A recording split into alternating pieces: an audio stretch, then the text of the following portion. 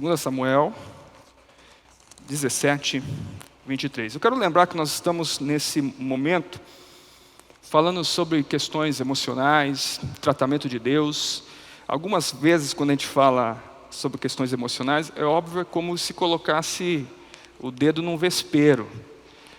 Mas eu queria que você não tivesse medo disso. Eu queria que você aprendesse a confrontar tudo isso na presença do Senhor, para aquilo que Ele quer fazer, para aquilo que Ele quer restaurar, para aquilo que Ele quer conduzir as nossas vidas. Diz assim a palavra do Senhor. 2 Samuel 17, 23. Quando Aitofel percebeu que o seu conselho não tinha sido seguido, selou seu jumento, montou e partiu para sua casa na cidade. Pôs todos os seus negócios em ordem e logo em seguida se enforcou.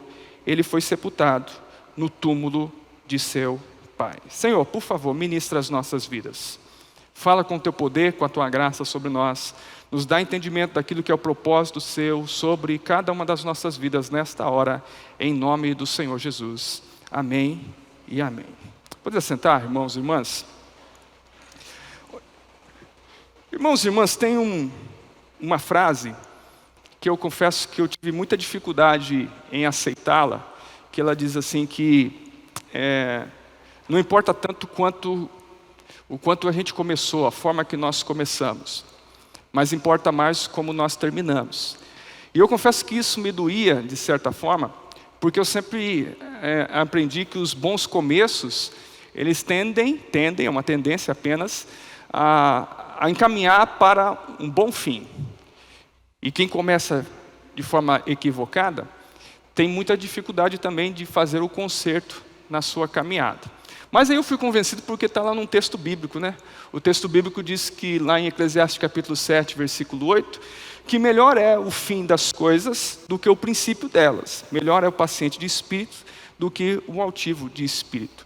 E essa é uma preocupação que nós precisamos ter. Como que vai ser o meu fim? Como que eu vou terminar a minha caminhada? E essa questão é importante porque frequentemente a gente tem a tendência da acomodação.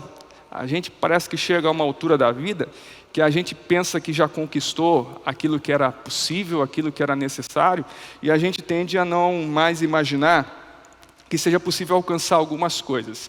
E eu falo que esse é um grande e terrível erro que crente comete.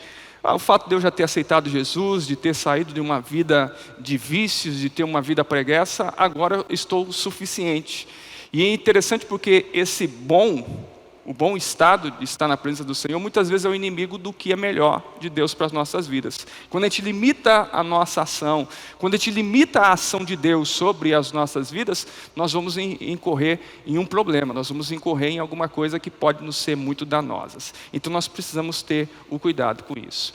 E eu, fazendo uma ligação do que foi falado domingo passado, quando nós falávamos da bênção do Senhor sobre Abraão, e algo que me chamou a atenção foi que um rabino dizia que a jornada de Abraão, o fato dele sair da terra e tudo aquilo que ele vivenciava naquela viagem, era extremamente importante para a bênção do Senhor sobre a sua vida.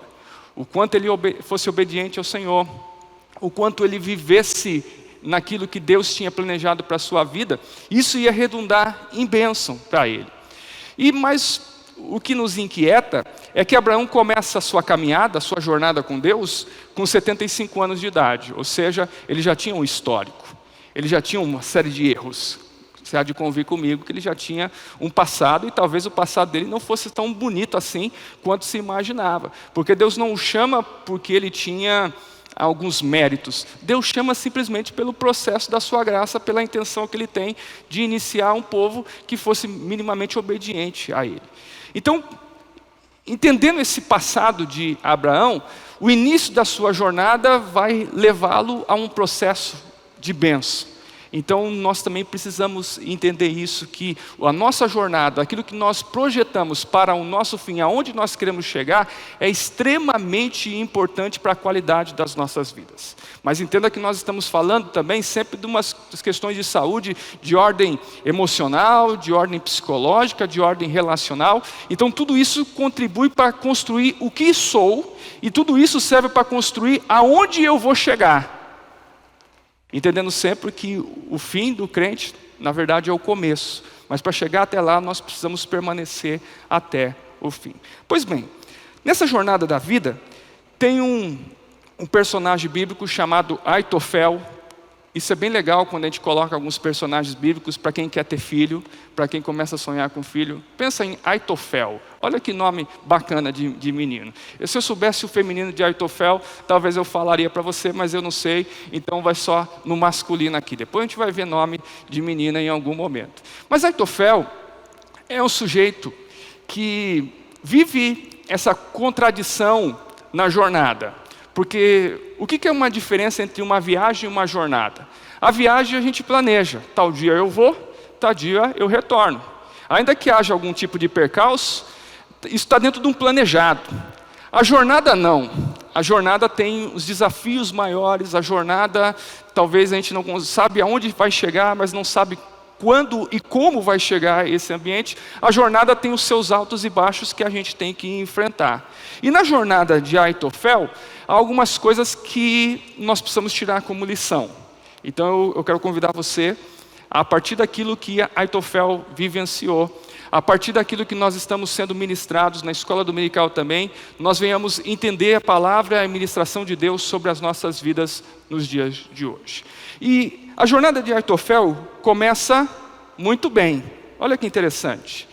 Lá no capítulo 16, versículo 23 de 2 Samuel, mostra um homem até então bem-sucedido. E bem-sucedido a ponto de ser muito bem-quisto, e ser muito bem-quisto principalmente por Davi. Ele era um homem de muito respeito. A Bíblia relata sobre ele, até esse momento pelo menos, como um homem usado por Deus. E vamos entender assim, que nesse relato dos personagens bíblicos, o ser usado por Deus é uma grande qualidade. Talvez a das maiores qualidades que alguém pode ter. Ele foi extremamente usado por Deus. E por ser usado por Deus, ele então se torna conselheiro de Davi, ele se torna o conselheiro do rei. Principalmente por uma característica que o marcava muito, é que ele tinha um grande discernimento.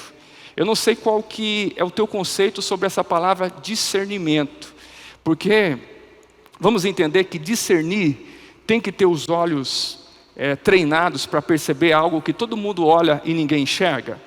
Vamos entender também que discernimento tem que ter um quesinho espiritual, porque somente com os olhos físicos é impossível perceber alguma coisa.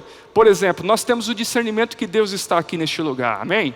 Nós temos essa clareza. E isso é pelo discernimento das sensações, o discernimento espiritual, mas principalmente porque nós discernimos a palavra do Senhor que fala, quando o povo de Deus se reúne, ali está a presença de Deus. Então nós temos essa condição. Talvez nem para todo mundo seja claro essas coisas, mas aquele que tem o discernimento e tem essa habilidade de ter um discernimento bem apurado, isso é um diferencial. Tem gente que tem tanto discernimento para os negócios, que ele consegue ganhar dinheiro, que ele consegue construir alguma coisa muito facilmente. Eu confesso que essa não é uma das minhas habilidades, de ter esse discernimento na questão empresarial. Tem gente que tem discernimento em perceber a tristeza ou perceber uma mudança nas pessoas por causa do seu estilo de ser. Tem gente que consegue falar a palavra certa, na hora certa, de um jeito que toca o coração, que talvez poucas pessoas tenham essa condição. Então a cada um de nós é dado uma habilidade, mas esse discernimento de agir corretamente, vamos entender que são poucas pessoas, e nesse caso então isso agrega a vida de Aitofel. Mas olha só, as palavras de Aitofel eram tão abençoadas, as palavras deles, ela era tão poderosa, que diz que ele era a resposta de Deus. Isso tudo dentro desse versículo que nós estamos lendo, ou que está sendo de referência aí. Diz que ele era um homem, quando alguém perguntava alguma coisa, e principalmente o rei perguntava alguma coisa para ele, era como se o próprio Deus desse-lhe a resposta. Você imaginou isso?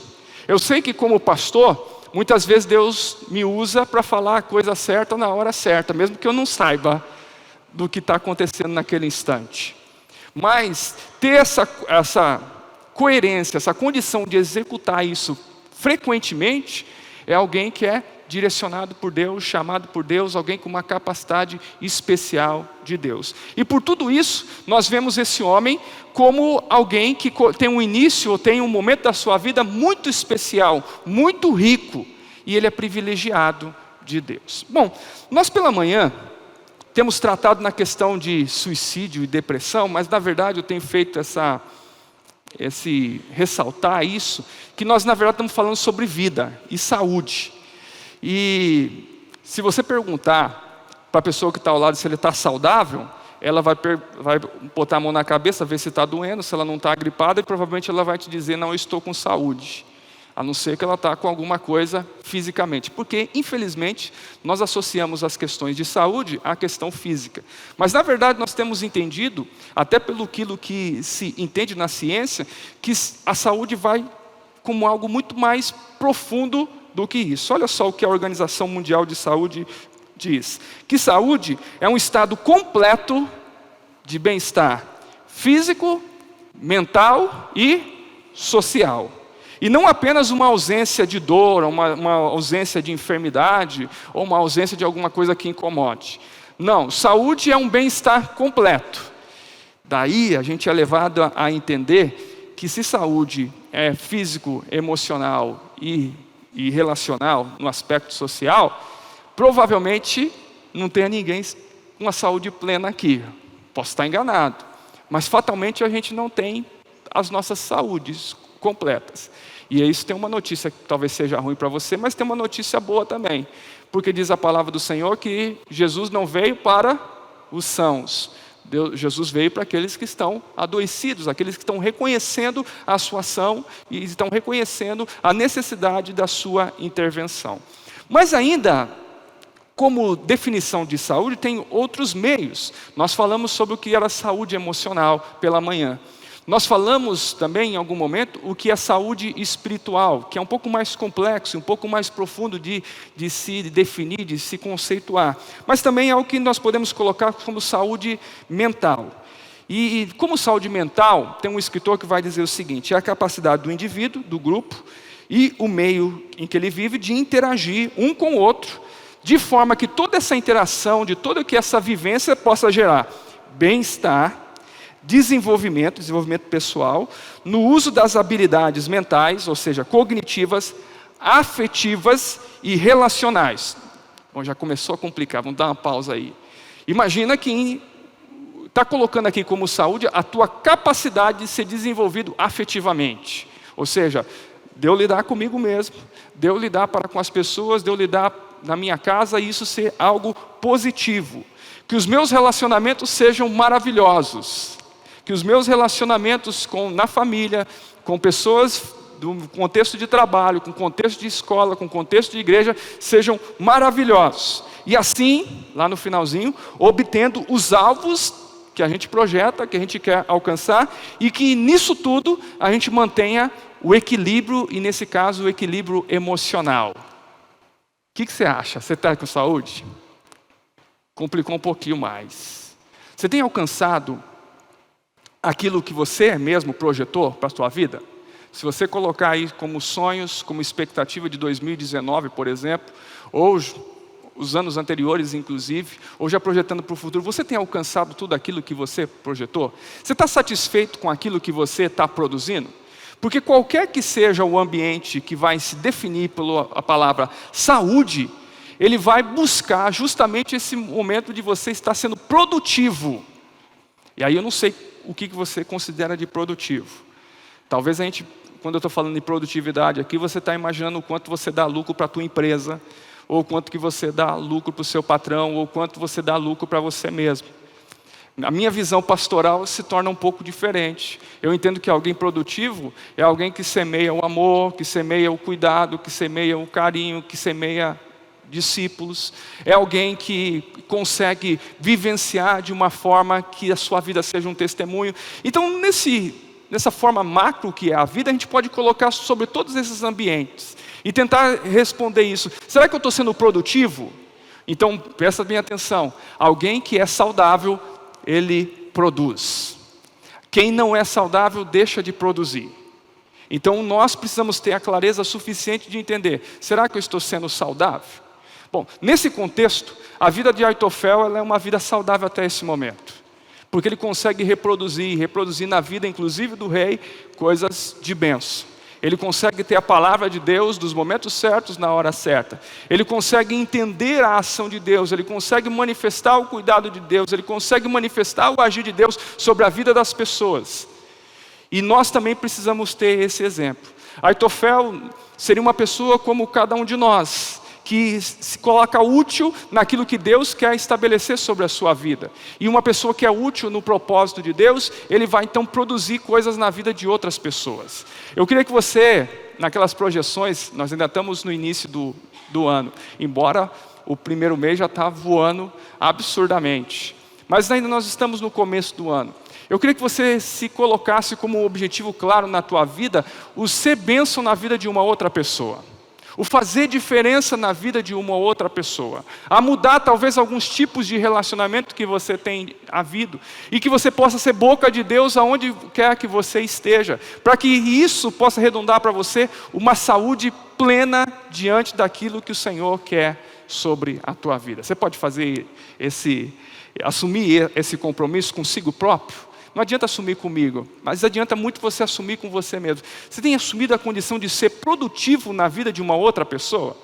Pois bem, até aqui nós conseguimos colocar ou conceituar o que é saúde e começamos a entender o que isso interfere ou interferiu na vida de Aitofel.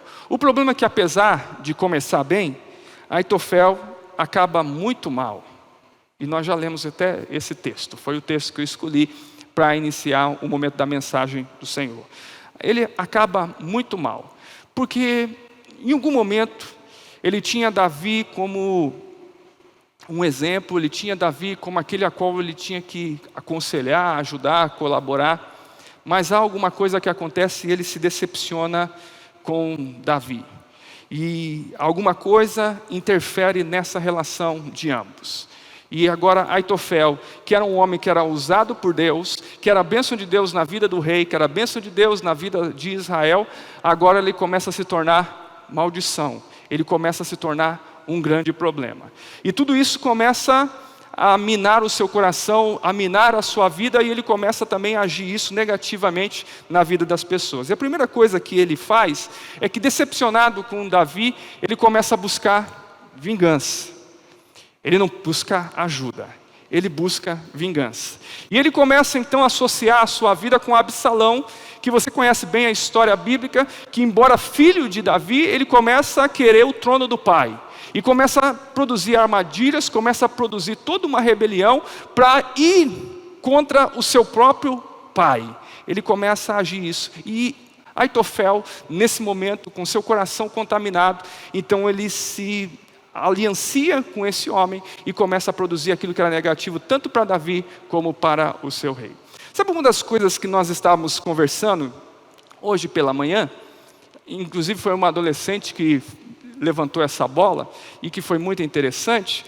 É que sabe qual que é o principal problema que nós encontramos nos aspectos relacionais e nos aspectos emocionais e mentais?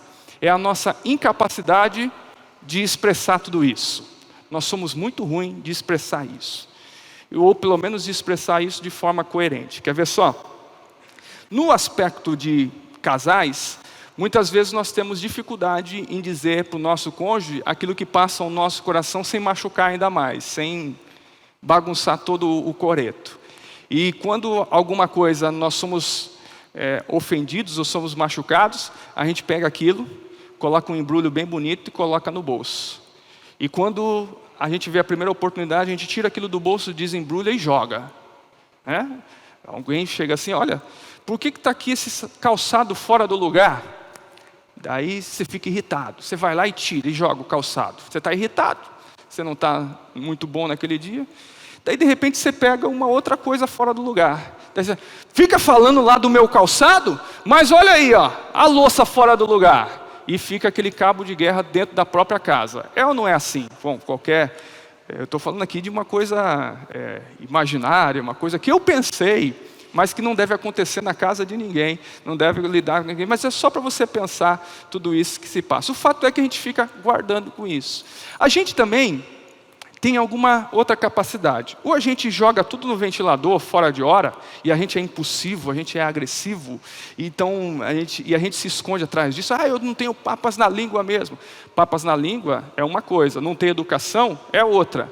Não ter freio é outra. Então, às vezes, a gente joga nas costas das pessoas tudo aquilo que é ruim. Ou tem gente que faz o oposto. Ele começa a construir para si uma zona de proteção. Então, ele fica guardando. O problema é que a gente não foi feito para ficar guardando amargura. Então, no primeiro momento que aquilo está pesado, a gente solta os cachorros. Alguém falou um negocinho de nada, mas a gente está tão amargurado que aquilo brota da gente sem que a gente tenha o controle sobre isso. Isso é ruim. E muitas pessoas sofrem, e sofrem emocionalmente, sofrem relacionalmente, porque tem uma grande dificuldade de expressar tudo isso. Você sabia que nessa questão de ansiedade, nessa questão de depressão, estatisticamente os crentes tendem a ter menos depressão e ansiedade? Estatisticamente, pelo menos. Sabe por quê? Porque o crente tem alguns mecanismos de expressar, ou deveria ter, que é principalmente o processo da oração. E quando eu oro colocando diante de Deus toda a minha angústia, em vez de eu soltar na minha esposa, em vez de soltar no meu marido, em vez de soltar nos meus filhos, nas pessoas que estão ao meu lado, eu coloco: Senhor, hoje eu estou irado. Senhor, hoje eu estou amargurado. Senhor, está feio o negócio aqui, mas vai tratando a minha vida. E quando a gente levanta da oração, a gente está restaurado. Mas como muitas vezes os crentes não oram, eles vão lidar com ansiedade e com depressão com muito mais constância do que deveria. A gente precisa aprender a estabelecer isso com propósito. A gente, como crente, tem alguns valores que a cruz manifesta, e isso agrega a nossa autoestima. Nós temos algumas coisas dentro do ambiente de igreja que elas devem ser exploradas, e é motivo de bênção. O fato de você poder abraçar alguém, ser abraçado por alguém, é libertador muitas vezes, porque em outros lugares a gente não consegue ter isso, pelo menos com sinceridade. Então, todo esse ambiente favorável a nós precisa ser explorado. Nós precisamos entender tudo isso, nós precisamos lidar com tudo isso. E você precisa aprender a expressar saudavelmente as suas amarguras, as suas iras, os seus rancores, as suas frustrações. Senão você vai explodir em lugares que não deveriam explodir. Senão você vai expressar tudo isso em lugares que vão prejudicar você, sua família e as pessoas que você gosta. E muitas vezes, porque a gente não sabe expressar exatamente, a gente começa a criar um ambiente de revolta. E é isso que Aitofel fez. Ele começa a se ajuntar com os revoltados. Ele precisava expressar o rancor, mas ele não foi pedir ajuda para alguém o encaminhar a Davi. Ele começou agora a lidar com isso, então ele começa a se ajuntar com aqueles que estão revoltados. Você está revoltado com Davi? Eu também estou. Vamos destruí-lo. Também Davi te machucou? Então vamos lá detonar, vamos guerrear contra ele. E muitas vezes nós lidamos na mesma situação. Pois bem, mas tudo isso começa a machucar, porque ressentimento é sentir novamente, e isso sentir novamente vai criando uma bola de neve dentro do coração das pessoas. E o fato é que nós já lemos e nós já sabemos o final da história de Aitofel. Ele comete suicídio. Ele se enforcou. Olha que história triste. Alguns escritores vão dizer que, deixando claro alguns conceitos acerca de suicídio, esse é o único caso descrito no Antigo Testamento. Mas nesse cenário criado, e por tudo aquilo que nós temos aprendido, ninguém comete suicídio por brincadeira. Quando há um ambiente de suicídio é porque já houve um processo, já houve uma história. Mas esse homem está tão machucado no seu coração, ele está tão ferido, e está curtindo essa ferida na sua alma, que ele começa a ter algumas reações muito estranhas. Olha só, a primeira dela. Sabe por que ele cometeu suicídio? Porque ele foi contrariado. Está aí descrito no texto que nós lemos. Ele chega e narra a Absalão: Absalão, eu tenho um plano para destruir Davi. Nós vamos fazer isso, nós vamos cercá-lo, e como ele está cansado, nós vamos matá-lo. Mas não vamos matar todo mundo, porque esse exército vai ser para nós, vamos matar só Davi. Mas aí havia já uma sinalização por parte de Davi. Davi já tinha percebido o ânimo diferente daquele homem, e envia uma pessoa de confiança dele, e que ele dá uma outra ideia. E naquela hora Absalão, sem muita experiência, não vai nos conselhos de Aitofel, vai nos conselhos desse outro homem. E aí, quando Aitofel percebe que os seus conselhos não foram levados adiante, ele fica contrariado, ele faz biquinho. Posso fazer uma pergunta chata para você? Qual é a tua capacidade em ser contrariado? Qual é a tua capacidade em ouvir um não? Criança eu sei como é. Meus filhos chegam para mim, não posso falar dos meus filhos, eles pediram para não falar. Quem tem filho, sabe que o filho chega para ti e fala assim, pai, eu quero isso. Pai, eu quero aquilo. Quando você fala não, o que ele faz? Tá bom, querido papai. Da outra oportunidade você faz. Não, ele bate a porta, ele bate os pés, ele soca o que tiver e fica com o beijo desse tamanho. Bom, a gente já fez isso também quando era criança, né? Quando era adolescente. O problema é que, quando a gente vai crescendo, o ideal era que a gente não levasse adiante esse sentimento. Mas, infelizmente, nós ainda temos muita dificuldade em receber um não. Por isso que tem muitas igrejas que tentam só agradar pessoas. E o evangelho não é de agradar as pessoas, o evangelho é de confrontar pessoas. Então, por isso o evangelho está sendo distorcido. Porque se as pessoas não aceitam, vão distorcer o evangelho. Pelo menos as pessoas vão à igreja. Mas vão à igreja e ficam longe do evangelho. Mas nós precisamos entender. Mas há de convir comigo, você há de entender esse meu processo, de que ser contrariado é muito pouco para alguém meter a corda no pescoço. Mas ele está tão machucado, ele está tão ferido nesse momento, que isso se torna uma fuga para aquilo tudo que ele estava vivendo. Então, Aitofel tem uma motivação, o estupim do seu suicídio é que ele foi contrariado. Mas olha só, é interessante também nesse mesmo versículo, é que ele tem um ritual de despedida. E aí eu já estou falando de um aspecto de psicologia. Cada pessoa que tem um problema emocional, mental, cada pessoa que passa por esse momento de suicídio tem características muito específicas, mas há um comportamento meio generalizado.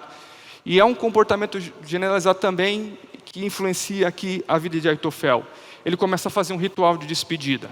Mas imagino eu que as pessoas daquele tempo, bem como boa parte das pessoas do nosso tempo, não prestaram muita atenção na mudança de comportamento, na mudança de atitude daquele homem. Ele tem uma atitude, ele vai e tem uma preocupação, colocar toda a sua casa, todos os seus negócios em ordem. Por que isso? Porque provavelmente ele queria que pelo menos a sua família não arcasse com os seus erros, não arcasse com as suas dificuldades. O que vamos convir, que era um pensamento muito raso, porque o simples fato de ter alguém que cometeu suicídio dentro da sua casa seria uma coisa difícil de lidar emocionalmente dentro desse processo todo. O fato é que ele queria lidar com isso. O que me remete a uma condição. Esse homem, na verdade, ele não era um homem mau. Às vezes a gente tem esse erro de olhar para alguém que tem um problema emocional, de olhar para alguém que cometeu suicídio como alguém mau, como alguém que errou muito na vida. A gente deixa de colocar outras coisas que foram dentro desse meio. Porque se ele tem uma preocupação de cuidar da sua casa, de deixar as coisas de uma maneira adequada para os seus filhos, para a sua descendência, então ele tinha a bondade no seu coração. Mas esse processo de ferida era tão grande que isso não o livrou do suicídio. Eu estou dizendo isso porque às vezes a gente tem uma boa intenção. Eu quero ser um bom pai. Eu quero ser uma boa mãe. Eu quero ser um bom crente. Mas a gente não aprendeu ainda a confrontar algumas coisas que machucam a nossa alma. A gente fica brincando com as coisas da nossa alma, como se eu pudesse ir levando, como eu falei domingo passado, se o tempo fosse curar isso. A gente fica lidando com as questões da alma, como se alguma coisa por mágica se resolvesse dentro do nosso coração. Mas chega um ambiente, chega um momento que isso foge ao controle. E as pessoas agora não veem outra opção e perdem completamente a sua esperança. Nós precisamos levar a sério aquilo que machuca a nossa alma. Nós precisamos aprender a confrontar e colocar nas mãos de Deus aquilo que nos fere, para que nós sejamos completamente curados. Senão você vai perder todas as coisas, você vai perder toda a capacidade de saúde e não vai entender o porquê de todas as coisas. Mas eu queria deixar claro uma coisa. Lembra que nós sempre falamos aqui, principalmente pela manhã, quando essas questões emocionais, quando essa questão do suicídio, ela tem um histórico por trás, nada acontece. Apesar de nós ouvirmos alguém dizer assim, olha, eu não sei porque fulano tirou a sua vida, tinha tudo, mas tem um histórico. Nós aqui muitas vezes não temos os olhos treinados para perceber por isso. Aitofel tem uma ferida, mas essa ferida tem uma causa. E ela é bem sutil, e que nós precisamos entender, que nós precisamos perceber. Esta causa do seu sofrimento, da sua ferida, foi por aquilo que um amigo lhe fez. Quer perceber uma coisa muito importante? Qual é a probabilidade de um desconhecido te ferir a alma?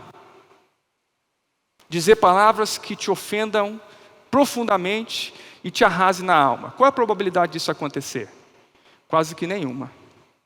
Porque alguém que eu não conheço, alguém que eu não tenho respeito, alguém que eu não tenho sentimento, alguém que eu não tenho relacionamento, não vai ferir minha alma. A tendência de ferida da alma é para alguém que está próximo de mim. Tanto é que, de novo, estatisticamente, as pessoas que estão adoecidas emocionalmente, mentalmente, têm uma origem, e é dentro, muitas vezes, de sua própria casa. A forma que foi lidado pelos pais, algum trauma, alguma palavra, algum conceito, dentro do ambiente do lar é que foi estabelecido sobre isso. Então o lar é um ambiente maravilhoso, se for bem constituído. O lar é para ser um ambiente de amor e cuidado e carinho, se for bem constituído. Mas se a gente não tiver atenção da qualidade que nós estamos vivenciando isso para os nossos filhos, para o nosso cônjuge, nós podemos fazer da nossa casa uma grande tragédia. Um ambiente de adoecedor, terrível. Então nós precisamos ter esse cuidado. Eu estou dizendo que ele foi atingido por um amigo, por uns detalhes que nós vamos ver em outros textos bíblicos. Olha só. Primeiro, para entender quem é Aitofel, lá em 2 Samuel 23, 34, diz assim, ó, filho de Macatatita, Eliã, filho de Aitofel. Quem que era o filho de Aitofel? Eliã. Tá certo? Tá marcado isso? Tá vendo como é bom pregar sobre genealogia? Às vezes a gente acha que genealogia não é tão importante, mas a gente começa a perceber que genealogia é muito importante. Então o filho de Aitofel é Eliã. Pois bem, vamos lá, vamos seguir. Lá em 2 Samuel 11:3 diz assim, e mandou Davi indagar quem era aquela mulher, e disseram, porventura não é esta Betseba, filha de Eliã, mulher de Urias, o Eteu. Eliã era filho de quem? Aitofel. Eliã era pai de quem? Betseba. O que Betseba tem a ver com essa história? Que foi aquela mulher que Davi olhou de forma maldosa para ela e tomou por sua esposa, matando o seu marido.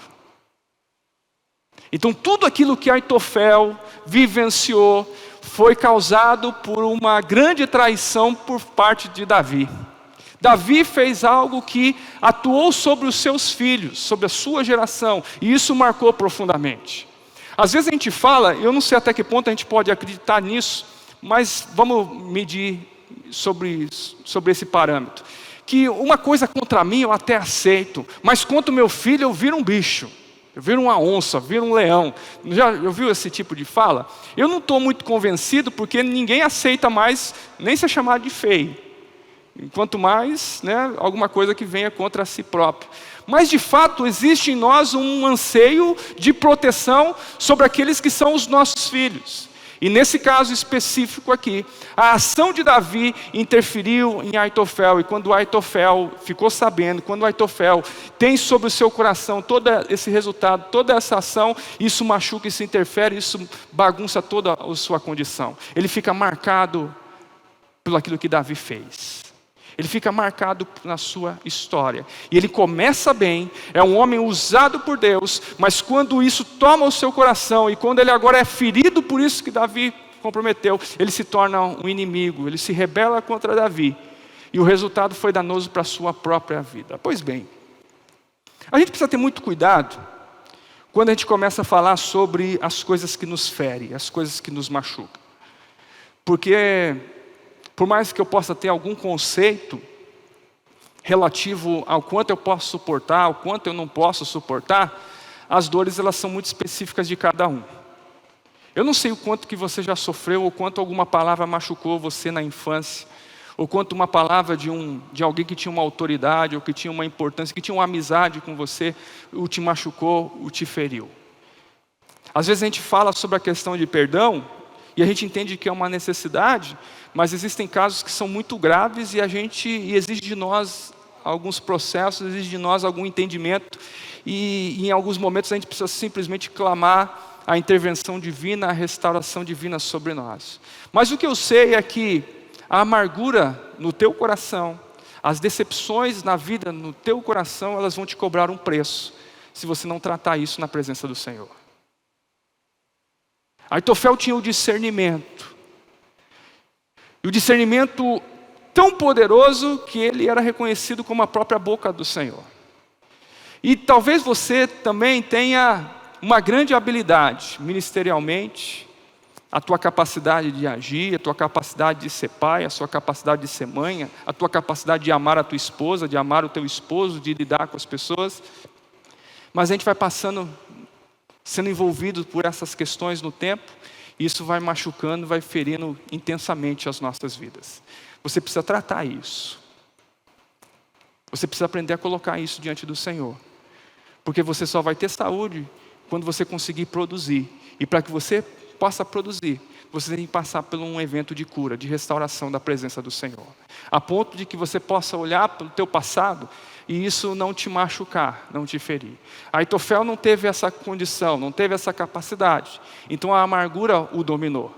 E dominou a ponto de se tornar um homem insensato. Aquele que tinha um grande discernimento, aquele que era visto como boca de Deus, se tornou um homem insensato, foi envolvido por um grande processo de tolice, e o seu fim foi trágico.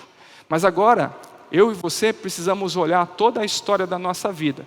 E ao olhar toda a história da nossa vida, a gente precisa fazer uma pergunta, e uma pergunta muito forte. Como que eu quero terminar a minha caminhada? Como que você quer terminar a tua caminhada? Como é que você quer terminar a sua jornada? A jornada tem a ver com aquilo que a gente trilha, com aquilo que a gente vence, e tem a ver com a bênção do Senhor sobre cada um dos nossos corações. E na jornada, esses momentos de dificuldades, nós vamos enfrentá-los. Quinta-feira,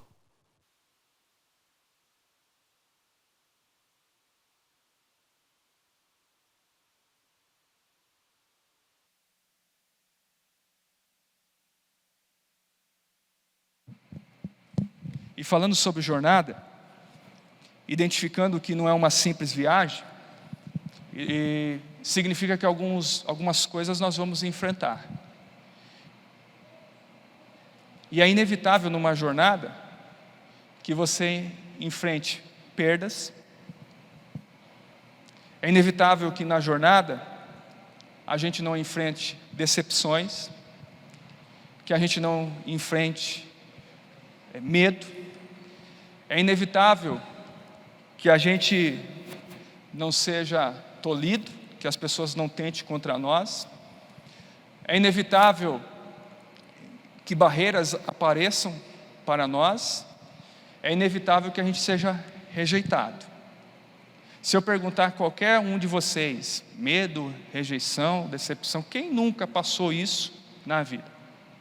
A grande questão do crente, a grande questão daquele que tem o coração no Senhor, não é que ele não enfrenta a crise, ou que não enfrenta dificuldade. A grande questão daquele que é cristão de verdade, é que ele coloca a sua fé no Senhor, a ponto de que todos esses processos, todas essas mazelas da vida, essas mazelas da jornada, sejam ultrapassadas. Algumas mazelas são bem fáceis. Alguém diz, você é feio. Tudo bem, estou nem aí, vou seguindo. Mas quando a gente enfrenta a traição, quando a gente enfrenta a decepção, algumas coisas machucam severamente as nossas vidas. E é um momento que eu preciso rever a minha caminhada. Sabe quando você faz uma viagem, e na viagem da vida, você chega num momento, numa encruzilhada. Você não sabe que a direção que você definiu é para a direita ou para a esquerda. E você já está um bom tempo naquela estrada, e você tem que parar, se for possível buscar um GPS, ótimo. Mas se não, você tem que perguntar para alguém, como é que está? É aqui mesmo o caminho? Se não, o que eu tenho que fazer? Fazer uma retomada na minha vida. Nessa ação de amargura, nessa ação que Aitofel deixa como exemplo para nós, talvez eu e você precisa tomar um posicionamento na nossa caminhada. Será que eu vou continuar tendo ressentimento? Será que eu vou continuar vivendo com amargura?